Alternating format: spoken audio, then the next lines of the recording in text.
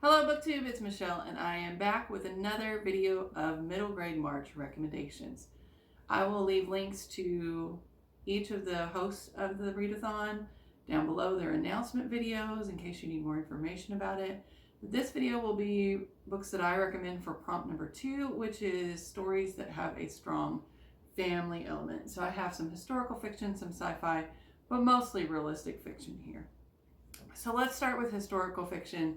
First up, we have Prairie Lotus by Linda Sue Park. She is one of my favorite middle grade authors.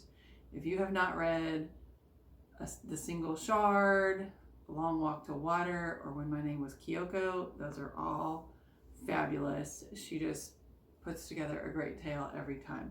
So her newest release, at least I think, is Prairie Lotus, and the inspiration for it is kind of interesting. She grew up watching Little House on the Prairie and loving it, but also struggling with the fact that she never saw any characters like herself of Asian descent in them, and that was a little bit of her inspiration to write this book. So in the book, the main character's name is Hannah. Her mother is Asian but has passed away due to an illness, and her father is Caucasian, and they are leaving California for another state so her father can set up a sewing notions shop there. Of course, Hannah is going along with him. And when they get there, she faces some prejudice and racism and really has to fight for her right to attend school and also kind of earn enough respect to be a dressmaker for dresses in her father's shop. So just the dynamic between the two was great, and the broader story in general, but highly recommend that one. Next up is Shooting Kabul, and this is by N.H. Senzai.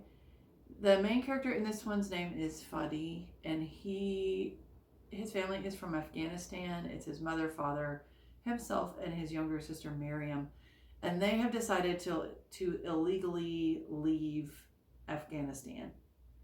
When they get word that underground transportation has been arranged, they head to the place. The parents are carrying as much as they can carry of their belongings with them, and Fadi's job is to hold on to his sister Miriam's hand and get her onto the transportation. And in the hustle and bustle and shuffle going on, Miriam lets go of Fadi's hand and is separated from the family. The Taliban are closing in, and the transport leaves, and Miriam is not with the family. They end up in the United States of America. So Fadi is dealing with this guilt, and the family's trying to find out what happened to Miriam through long distance. Plus, he's dealing with a new culture, new language, and all of that kind of stuff. So very layered story, very well done. She also wrote Escape from Aleppo, which is Aleppo, I'm not sure. Might have had a little Spanish accent come in there. But also a great story with some family in it. All right, next up is actually a sci-fi recommendation, and this is We're Not From Here by Jeff Rodkey. This looks silly from the cover, and that's what I was expecting, but it is so much more than that. There is meat to this story. There are family dynamics, and it's heavier than I thought, but not too heavy. The author does a great job of balancing the humor and the seriousness in it. So the main character's name is Lan, but I want to say this one was written in first person. Lan, his mom and dad, and his younger sister Isla have been on Mars, but humanity needs somewhere else to live. They have made contact with a planet called Chum, and there are multiple races living there, and they get permission to travel to Chum to live this small group of people on this first ship. They get there, and the alien race that was in charge, that granted them permission to come, is no longer in charge. A different race is. And they're like, nope, you're not coming here. Well, they're out of fuel. They can't go anywhere else. So they've got to make this work. They're desperate. So it's finally arranged through diplomatic means that Lan and his family will go down to the surface and kind of be the ambassadors for the humans to convince the aliens to let all the other humans come down so that they don't, die up there in orbit. So this is kind of tough for Lan. He's gotten in some trouble in the past. He's clever, and just a little bit sneaky, that kind of thing. So, it's far better story than I imagined when I took off reading it, and it has an undertone of immigration policy and politics in there, which is pretty timely. All right, the rest of these recommendations are realistic fiction, so let's go through them as quickly as possible. First, we have Before the Ever After. This is by Jacqueline Woodson. The main character's name is ZJ. I think this is written in verse. I actually didn't read the physical copy, so I don't have a mental image of that for sure. I do have a physical copy, but it's at school and I never read it. But I listened to it on audio, and it's a great audiobook. The narrator is really good. So ZJ is a tween or early teen, and he, of course, loves to play football. His father is a football star, and the story starts out with ZJ and his friends playing football, and then all of a sudden his dad rolls in and tackles somebody, and they're all like, "We thought you had a game." And he's like, "The coach sent me home." Well, it turns out he's starting to have some medical symptoms, some headaches, some bouts of anger, some kind of disorientation. And as the story progresses, you see like what the father goes through and how that affects the family, how it affects ZJ. And they live a very comfortable life because his dad has had a very successful career in the NFL. But is it worth it in the end, seeing what's happening with dad's health and just kind of the whole culture of football and versus, entertainment versus safety and that kind of thing. And ZJ has to make some own decisions about whether he wants to play football or not going forward. All right, so another book I'd like to talk about is The Battle of Junk Mountain by Lauren Abby Greenberg. This one, the main character is named Shane, and every summer she goes to Maine to spend time with her grandma. And grandma likes to go to flea markets and vintage shops, and she has this kind of corner of her room that Shane jokingly calls Junk Mountain, in a loving way. Well, this summer when she gets to grandma's, things are different. The best friend she normally hangs out with is like into makeup and boys and has kind of matured faster than Shane has, and so she's not really hanging out with her. And at the same time, grandma's Junk Mountain is out of control and has kind of taken over her life. So Shane is struggling with, do I try to hide the problem from the family who won't like, what grandma's up to, but grandma might lose some of her freedom. And it's just kind of like, how much adult responsibility does she want to take on at her age, and when should she, enlist help of others? And it's just a great story. Now, I've never taken that one to school to know if the kids are into it. My sister borrowed it for like a year, and I just recently got it back in the last couple of weeks. I haven't taken it to school yet, but I have a feeling I'll have some takers on that one. The next book I'd like to talk about is Count Me In by Varsha Bajaj. And oh my goodness, is this a great story. So Karina is Indian American. She lives with her mother and father, and I want to say there's a sibling or two. But her grandfather has recently moved in with them. He is a very proud Indian American, both of the Indian and American side of things. But grandmother has just passed away. That's why he's moved in. There are some kids at school who kind of sort of try to pick on her, just like kind of pick on everybody in general. And Karina calls them the hyenas, and one of them is Chris, who rides the bus and I think lives next door to her. But Chris needs some help with his math homework and ends up getting a tutor, and the tutor arranged through the school is actually Karina's grandfather. So she starts getting to know Chris better and realizes he's not as much of a hyena as she thought. And as their relationship is starting to bud, their friendship, they're leaving school one day after one of the tutoring sessions, and they're attacked by someone with, racial motivations. And her grandfather is injured in the process. I think breaks his hip or something like that. And it's just interesting to see how Chris reacts and deals with that, and how the community rallies around this family. And there's like a kind of like a shrine set up, kind of impromptu, but they keep it going. And it just turns out to be a beautiful story in the end, and I cannot recommend it enough. I'm considering reading that one at school out loud to my students pretty soon. We'll see, but that's a pretty good runner right now. I do let them have say in it, so they might not end up picking that one. They usually don't pick what I would think they would pick. But anyway, let's talk about Season of Sticks Malone by Kekla Magoon. Oh my gosh, this story was so fun. I was laughing so hard when this book started out. It's about these twins named Caleb and Bobby Jean. They are African American. Here's Lucy, probably in the picture. Hi, Lou. You need some attention? Why don't you get in my lap? Come on. Whoa. Never mind. All right. So they live in a suburb of Indianapolis, and their father's not big on them going to Indianapolis. He grew up there, inner city, and knows kind of the dangers for African American young men, and doesn't want his boys to have to deal with that. So they live in this suburb and have a pretty mild life, but their freedom is kind of limited. They never get to go to the city, to the museum or anything. Well, one summer, this kid comes in who's a couple years older than them and makes fast friends with them, and his name is Sticks Malone. And Sticks Malone is kind of a wheeler dealer. He's a smooth talker. I did listen to this on audio as well. The narrator was fabulous. I mean, I would have just done whatever Sticks Malone wanted to do too. I totally get it. He was so charming and convincing in the story. So he likes to run those kind of schemes where you have something small, but you find the right person who wants it and you trade up for something bigger. And his end game is this motorbike that is down is at the hardware store that is for sale. And that's what he's hoping to keep swapping up for. And of course he drags Caleb and Bobby Jean into his hijinks.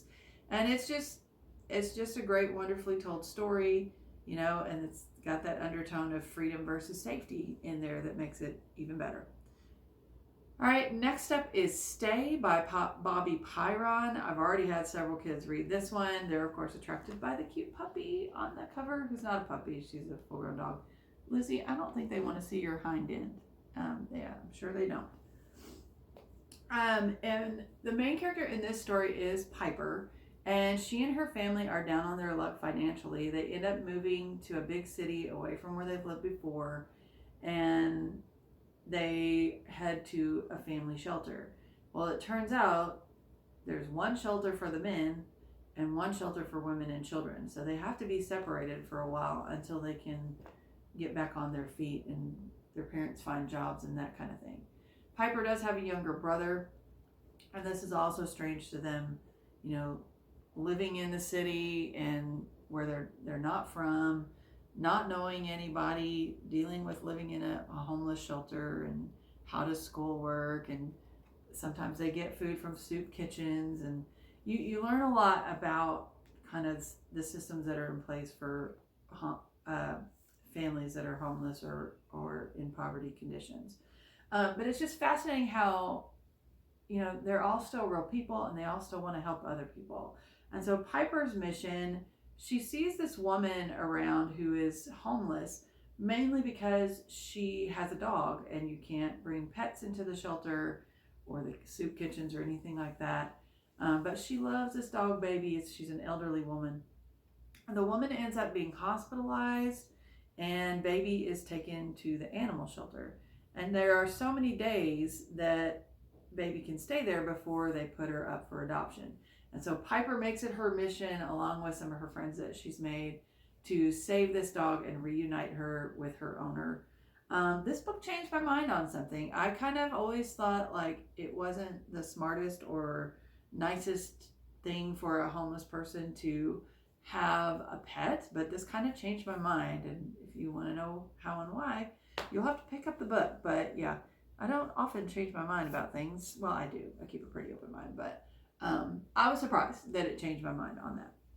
All right, coming up next is Epic Fail of Arturo Zamora, and this is about a Latino family living in Miami. They own a family restaurant, and our main character, Arturo, you know, has this girl that he likes. He struggles with loving the restaurant and the environment that's there, but kind of hating working there, sort of, and you know, just typical teen stuff. But then there is a well-to-do developer that wants to buy up the land in this area and build this fabulous structure, and he's trying to get the buy-in of the community, and the family's not having it, and it leads to some conflict, and Arturo gets involved. So yeah, a very layered, very well crafted story. I would say Pablo Cartaya is a master storyteller.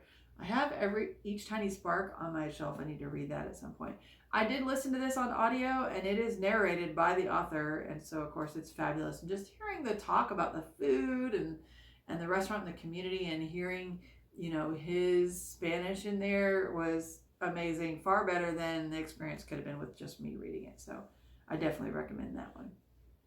All right, we've got 2 more to go. Let's talk about Aminas Voice. This is so beautiful. It's about this young girl who has a beautiful singing voice, but she's really shy, so she doesn't like let it out very often. She is Muslim and attends her local mosque with her best friend, but her best friend has started to like want to hang out with more popular kids and wanting to go by a more Americanized nickname, and that's really causing our main character, oh my gosh, well, obviously Amina is her name, to question kind of like her identity and that kind of thing. In the midst of all this, their mosque is attacked in an act of vandalism, and it was just interesting to see the family dynamics going on there that were so strong, and then to see the community rally around their mosque, and even the broader community come to help out. And yeah, beautiful story. There is a part 2, and I haven't managed to pick that one up yet, but it'll happen one of these days. And the last book I want to talk about is one of my favorites. It is called Shine. It is by oh my goodness, Gravenstein is the last name. Chris and JJ. I want to say they're a married couple. I think that's right. And this story is just so good. So the main character is Piper, and Piper's mom has passed away. And so she lives with her dad. Dad's a choir director at the public school that Piper attends. And his a cappella group wins a competition, and they beat a private school that's nearby. And then the private school fires their director and hires Piper's dad. So now she gets to go to this private school as well.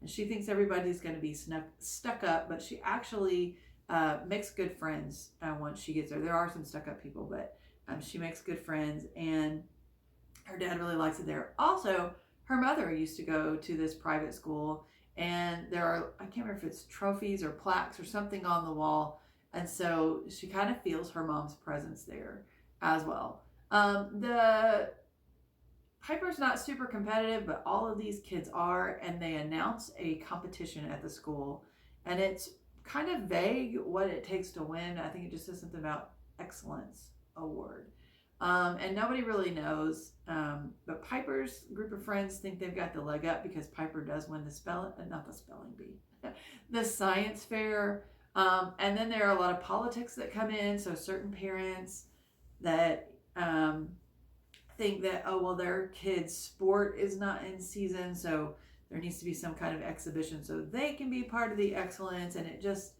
becomes this power struggle to see who's going to win. And all the while, you know, Piper's dealing with her dad and some mean kids and stuff like that. So the way the contest ends was fabulously done, and it's just a pretty feel-good story in the end. So anyway, and that was Shine. So those are my recommendations for stories with strong family elements. If you've read any of them or adding them to your TBR because of my video, I'd love to hear that in the comments. Thank you so much for watching. Happy reading.